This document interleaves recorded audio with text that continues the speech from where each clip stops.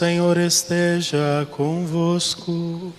Ele está no meio de nós. Proclamação do Evangelho de Jesus Cristo segundo Mateus. Glória a vós, Senhor.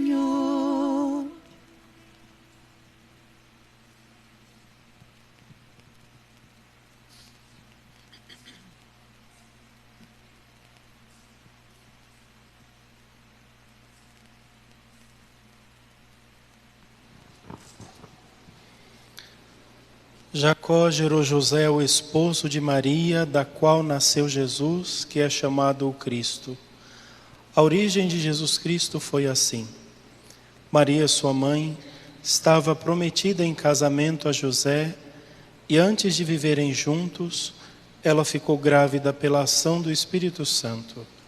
José, seu marido, era justo e, não querendo denunciá-la, resolveu abandonar Maria em segredo.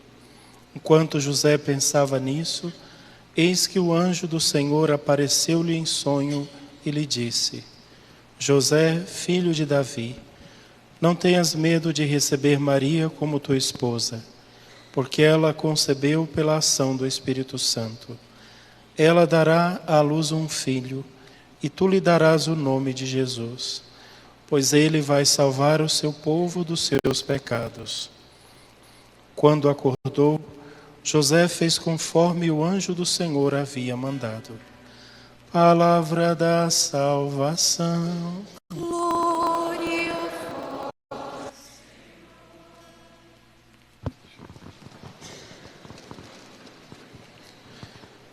Queridos irmãos e irmãs, celebramos então a solenidade de São José, grande São José.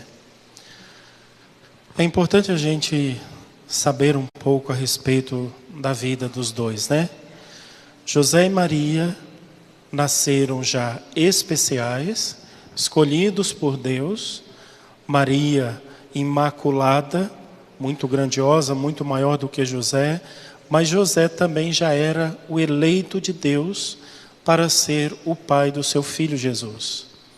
Então José nasceu especial e foi criado especial desde criança. Os dois foram servir ao templo de Jerusalém na sua infância, porém eles eram prometidos em casamento. Certamente eles eram parentes também, né? Porque geralmente é entre parentes que se tratava os casamentos.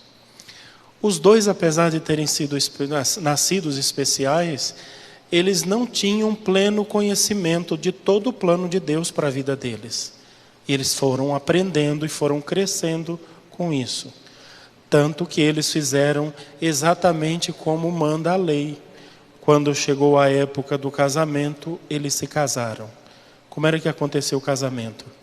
Quando a menina tinha a primeira menstruação, lá por volta dos 13, 12 anos, a mãe dela avisava para a família do noivo que ela já estava pronta para o casamento. O noivo tinha também ali uns 13, 14 anos. Era esta a idade. José e Maria tinham essa idade na época de Jesus, na época que Jesus nasceu. Quando a mãe avisava que a menina estava pronta, eles realizavam as primeiras núpcias. O menino ia com seu pai até a casa da noiva, fazia as primeiras núpcias, ele pagava o dote, dava o dinheiro dela, né? Pagava a moça, ele comprava a moça na verdade, né? Dava o dote, ela ficava na casa dela e ele voltava para a casa dele. E ele ia, durante um período, que era mais ou menos um ano, preparar as segundas núpcias. Mas eles moravam todos muito perto, muito junto. O marido, né, no caso aqui, podia ver a sua esposa, podiam dormir juntos se quisessem, já eram casados. Mas geralmente eles ficavam cada um em suas casas, na sua casa. Acontece que de repente, nesse meio tempo, entre a primeira e a segunda núpcia, Maria aparece grávida. Maria aparece grávida, mas José, porque era justo e santo, não pensa mal de Maria no sentido de que, será que Maria me traiu? Isso não passa na cabeça de José. José olha para Maria, Sabendo das promessas que eles fizeram, que eles tinham feito, eles faziam parte de um grupo de judeus que participavam com os essênios e tal, que eles prometiam a castidade para o resto da vida. E eles haviam prometido isso. Mesmo pessoas casadas prometiam a castidade e viviam a vida inteira casado. Por isso que fala-se o casamento josefino, que era o casamento de José e Maria. Eles haviam prometido esse casamento, mas de repente Maria aparece grávida. E diante desse mistério, José não sabe o que fazer. E aqui o Evangelho diz que José era um homem justo e, não querendo denunciar Maria, decidiu abandoná-la. É melhor eu ir embora, porque as pessoas vão achar que fui eu que engravidei Maria e não tive a responsabilidade de assumir, e vou pagar com todas as consequências dessa decisão. E José, então, tem esse pensamento. Mas o anjo do Senhor aparece a José e muda toda a história, e nós já conhecemos toda a história de José.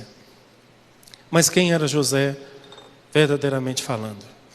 José era um homem bom, um homem santo, um homem justo, um homem casto, um homem virgem. Os lírios que São José traz na sua imagem é símbolo da pureza do seu coração, castidade de José. Ele então é escolhido por Deus para ser o pai de Jesus e dá a Jesus o seu nome, a filiação. Ele é descendente de Davi por causa de José, mesmo José não sendo o pai biológico de Jesus. José, ele é maior do que os anjos. Maria é santíssima, infinitamente maior do que José. Em Jesus nem se fala, né? Mas José é muito maior do que os anjos, porque a missão que José recebe, ela é maior do que a missão dos anjos. Ele recebe a missão de ser o guardião do Verbo, como nós falamos, o guardião de Jesus, o guardião do Filho de Deus. E além de ser o guardião de Jesus, ele vai imprimir em Jesus a masculinidade, a forma de ser homem, a justiça, a bondade, o trabalho, todas as características de um pai amoroso e perfeito, José imprime no coração humano de Jesus. Jesus, então, olha para José como seu espelho. Quando ele diz no Evangelho, eu trabalho porque meu pai trabalha sempre, certamente ele estava olhando para este grande homem, para São José. Uma tradição antiga lá de Israel diz assim que José, eles foram morar em Nazaré. A cidade de Nazaré era um pequeno vilarejo com mais ou menos 250 a 300 pessoas. Ele era uma espécie de pai de toda a comunidade. Era ele que organizava as coisas. Era José que sabia os tempos de plantio, de cuidado das coisas. Ele era carpinteiro, mas não era carpinteiro só de madeira, né? Porque em Israel não tem madeira. Ele era carpinteiro de pedra, então ele cortava pedras para poder fazer as casas. As casas são feitas dentro das montanhas, né? Nas grutas. O terreno de Israel, ele é todo feito assim. As montanhas parecem um queijo suíço, e ali eles construíam as casas, e José construía também as casas por ali. Por isso ele era conhecido como José, o carpinteiro, que fazia casas. Mas acima de tudo, é importante a gente olhar para ele como o guardião de Jesus e também o guardião da igreja. Aquele que guarda a igreja de Deus. Aquele que na ladainha nós rezamos durante essa novena, diz que ele era o terror dos demônios, expulsava os demônios não são capazes de enfrentar São José. Conta-se também, desde o início conta-se que no final da vida da igreja, aconteceria uma grande devoção a São José. E já nós estamos numa grande devoção. Todas as igrejas da terra já têm a solenidade de São José, a festa de São José. Ele foi inserido no cânon, né, na oração eucarística. Tantas coisas acontecendo, cada dia mais essa devoção tem crescido, porque talvez seja o fim que se aproxima, né? Santa Catarina Emerick diz assim, que no final dos tempos, o corpo incorrupto de São José será encontrado lá na cidade de Belém. Então, se por acaso você ouvir na televisão que acharam o corpo de São José, se prepare porque chegou o fim, né?